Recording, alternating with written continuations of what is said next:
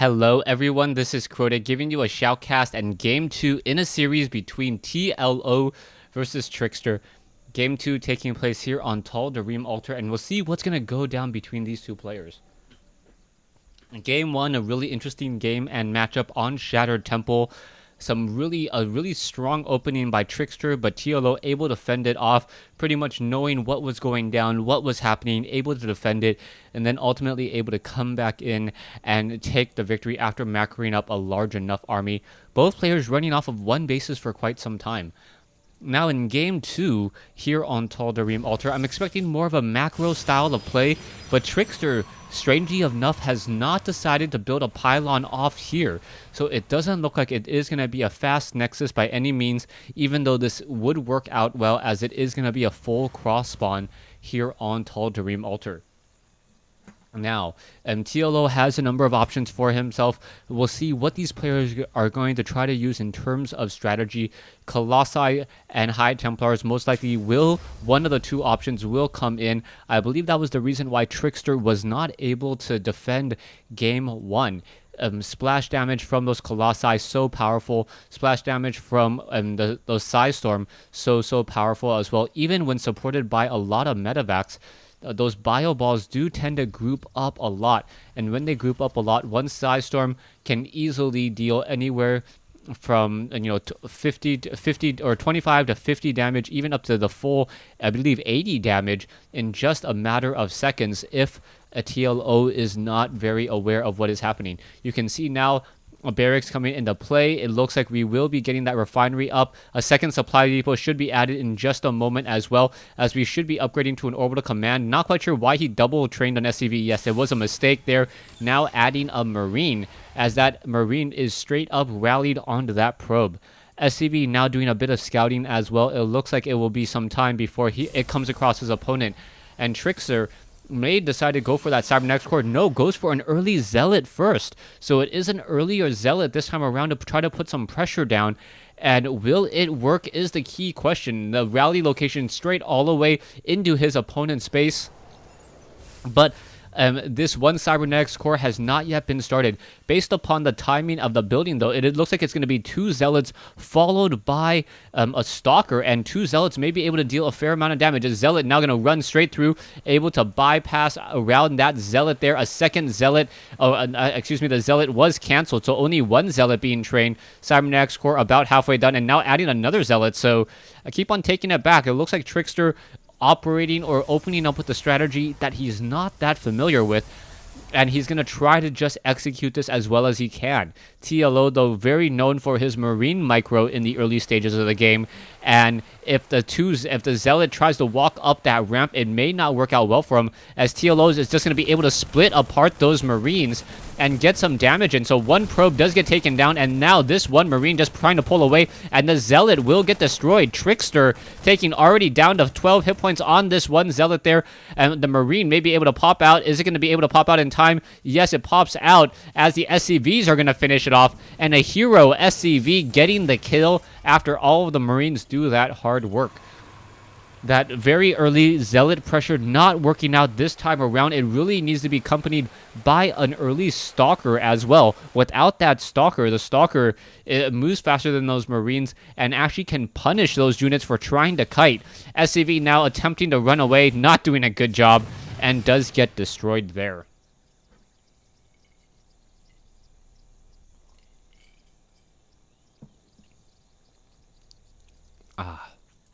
Hellion now on the move, and that Hellion may try to sneak by. The problem with that Hellion is that Hellion only has a range of 5 compared to the range of 6 on those Stalkers. The Hellion now trying to push in. It looks like it will just get deterred, as Trickster now once again adding a lot more Stalkers to this group.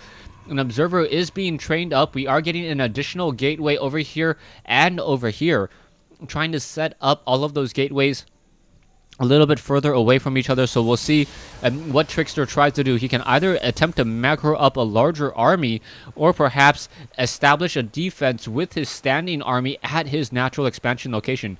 A reactor also being built up as well, so it is that double tech lab one reactor build that is so common for Terran players to use. in order to train up to 4 Marauders and 4 Marines every minute or so, as SCVs are now making sure that TLO is no longer supply blocked. Now, TLO still has not established up a starport as of yet, so it is not going to have any medevac play. Stim pack and combat shield now being researched, so those Marauders should be able to go toe-to-toe against those Stalkers with really no issue. I'm still surprised that Trickster has not gotten anything... any robotics bay or a Twilight Council to start teching towards those High Templars. In game 1, he did pretty much lose because he was not able to handle the Bioforce, and let's hope that he does not make that same mistake again. Twilight Council now cancelled, so we'll see what's going to come out from there, as we now see an Immortal being trained up over there at the robotics facility, as we also have Hellions hanging around at this Xel'Naga tower here. TLO pushing out with Marines and Marauders. Concussive shell already completed. More Marauders being added, as this force is just going to be pushing out and attempting to, slow down and keep his opponent honest. If Trickster was not macroing up a decent-sized army at this time, he would get easily and severely punished. And we can see that there are 2 sentries in this group, 3, as those force fields may do something there, as the Hellions are going to be able to get in some damage. No force fields, as the Marines and the Marauders are now pushing up this ramp. That 1 sentry just a bait for the slaughter there. It could have actually perhaps laid down some force fields, prevented a retreat, as the Observer has kept track of the army, and now TLO, realizing that his army is not going to do all too much, he doesn't want to engage. Reinforcements would be a long time coming. Now chooses to expand, and I like this expansion. The expansion, while moving forward, was in order to establish some map control, figure out what his opponent is doing. He knows that his opponent doesn't have a Nexus, so he knows that his command center will be up a little bit faster than his opponent's Nexus. He'll be able to transfer over some SCVs, as I believe he is heavily saturated in his main base. And as soon as he transfers over some SCVs, he'll have a stronger economy. The Nexus of Trickster just a couple seconds or about a minute behind. About 70 seconds behind, as SCVs now doing some long-distance mining up until this command center will be completed. Most likely will be upgrading to an orbital command. You can see TLO also adding a Ghost Academy. Ghost Academy, a very, very fast tech building to build EMP Shockwave, very effective against Stalkers and especially Immortals, which count on those hardened shields in order to absorb a lot of damage. Level 1 weapons upgrade also has been completed, and that is going to be very, very important. TLO has salvaged his bunkers on the front door, knowing that he doesn't need them as of yet. Refineries now being established, as well as TLO starting to macro up off of 2 base play. TLO has the control of the Xel'Naga tower, so will know when his opponent tries to move out of his base. That is very important to know in order to be able to stop SCV production just a little bit and try to get more units. Very nice. We are going to see a nuke now being built by TLO. A nuke going to be able to deal a lot of damage to Stalkers and perhaps fight for a little bit more map control.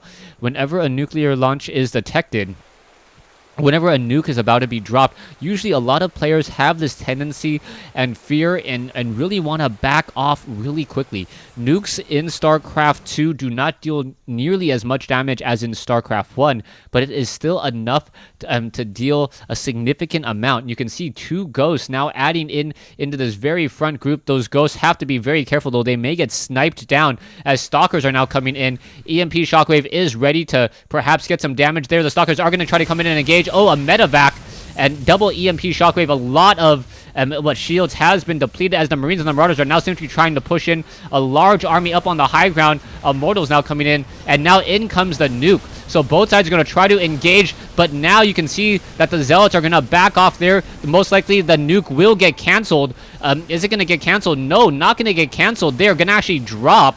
No, it does get canceled at the last moment as Stalkers are split. Trickster now realizing that the nuke is not going to drop. You can see that TLO did a good job of splitting apart the armies and now leaving 2 Marauders there, able to finish off some of these straggling Stalkers, as this Stalker will get taken down as well. So a very nice nuke in order to split apart the army, and didn't even have to actually drop the nuke in order to prevent these Immortals and Zealots from engaging.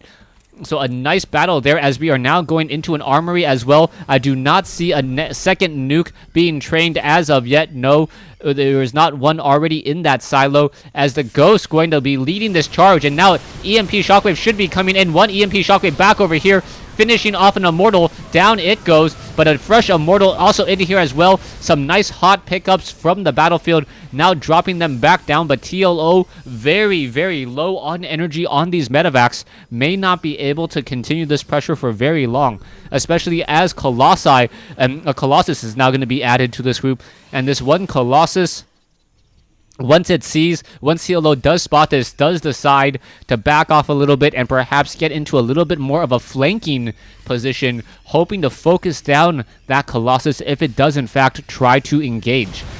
Colossus and Immortals, along with Stalker's Sentry, is going to finish off these rocks rather quickly. A new Nexus will be established over here. This is going to turn into a macro game, as we are now going to be running off of 3 bases. TLO already with his orbital command up and running. Meanwhile, a Nexus most likely will be warping in here in just a moment, as a Marine scouting out this location. Interestingly enough, TLO does not have combat shield on his Marines just quite yet. The probe trying to run away and hide does get destroyed. The Zealot now chasing after this Marine, except for that Marine did kite in the wrong direction, as Stalkers are now looking to try to engage. Marauders now pushing in, gonna get some easy damage, but the Colossus does have extended thermal lance ranges, and then in comes a couple quick force fields. A Viking flies in way too far, and now the Colossus looking to perhaps deal even more damage once again. There is an observer. More Marauders going to try to engage. Only one Colossus, now 2. So those 2 Colossi able to destroy many of those Marines and Marauders, as TLO making sure that he is not revealing himself to his opponent. In comes Sentry's Guardian Shield. The Colossi need to engage very, very smartly now using that high ground pretty effectively. The Stalkers need to focus down the Viking. It looks like the Viking will get... No, not going to get focused down, as one Viking is going to spell a certain doom for one of those Colossi, but the Stalkers were able to finish off the Vikings, and now going after these medevacs. Medevacs are rather slow compared to a Stalker, but the Stalkers unfortunately stuck behind those Immortals.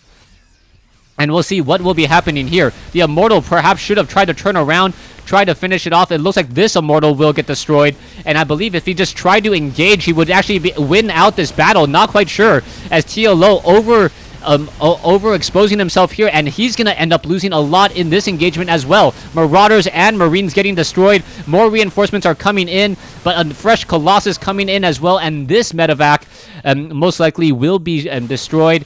And TLO now down to 2 medevacs after trying to get a little bit of map control in the center, and TLO not in a good position any longer. He's lost a lot of those medevacs and now needs to really regroup. He needs to get more Vikings, but he cannot get more Vikings unless he stops his medevac production, and he definitely needs both at this time.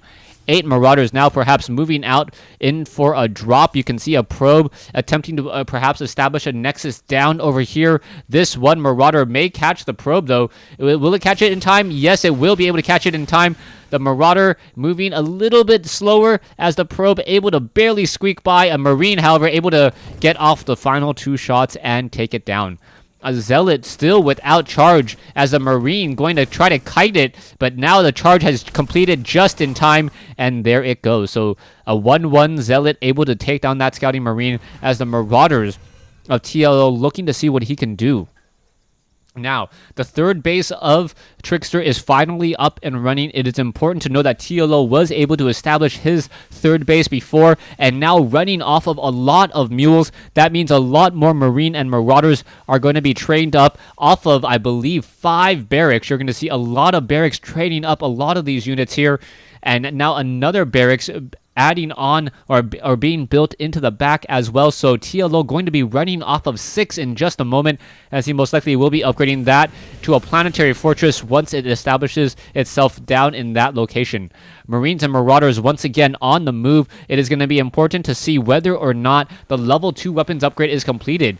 Yes, Colossi are upgraded 2-1, and that is going to be important, as the Marines are only upgraded 1-1, and they are not going to get upgraded to 2-2 in time at all. The Nexus down over here will get sniped down. The medevac has taken a lot of damage as the Colossus now make their way over. It is going to get taken down over here as Trickster now splitting himself up. Dark Templars are running their way through and now trying to deal even more damage. Back over here, Zealot's going to try to finish off these Marauders, but it looks like there's not going to be enough Zealots as the Marauders are able to kite those units back once again, and TLO dealing a good split attack both at the third base and at the front door, able to catch a lot of those units off guard, and now TLO with the lead. Marines and Marauders still wandering around in the center portion of this field. It looks like the Stalker is going to be able to take down that Marauder very easily, as the Colossi will soon be upgraded to 2-2. Dark or Archons now being added and merged together from Dark Templars, so that is important. And I've always liked it when players merge together Dark Templars for Archons, as it costs significantly less gas. Merging in 2 High Templars, I believe, costs an additional 100 gas in order to get it. I know it costs more minerals, but more minerals just means that you don't lose or don't have nearly as many Zealots, and you can still train in more Sentries and Stalkers as well. Range units definitely better in this scenario. A Dark Templar now trying to go after that Marauder. It looks like the Dark Templar will try to run away. Down to 18 hit points, down to 8, and unable to do anything there, as the Dark Templar should start to regenerate its shields in just a moment.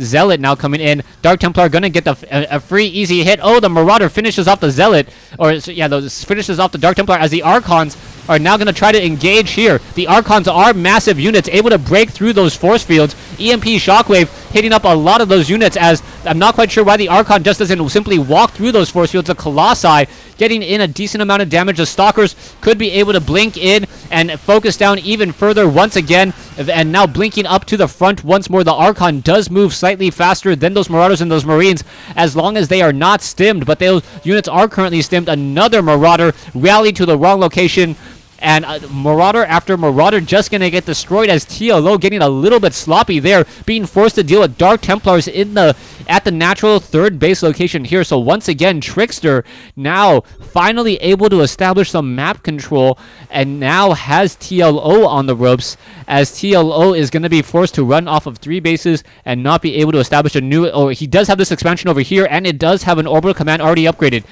Dark Templars now running around, trying to survive and run all the way back home. There is a missile turret off in this location, but it may not matter, as the Colossi are simply running in here. Zealots will be able to destroy this orbital command, and there is the GG from TLO. TLO losing Game 2 in this series to Trickster.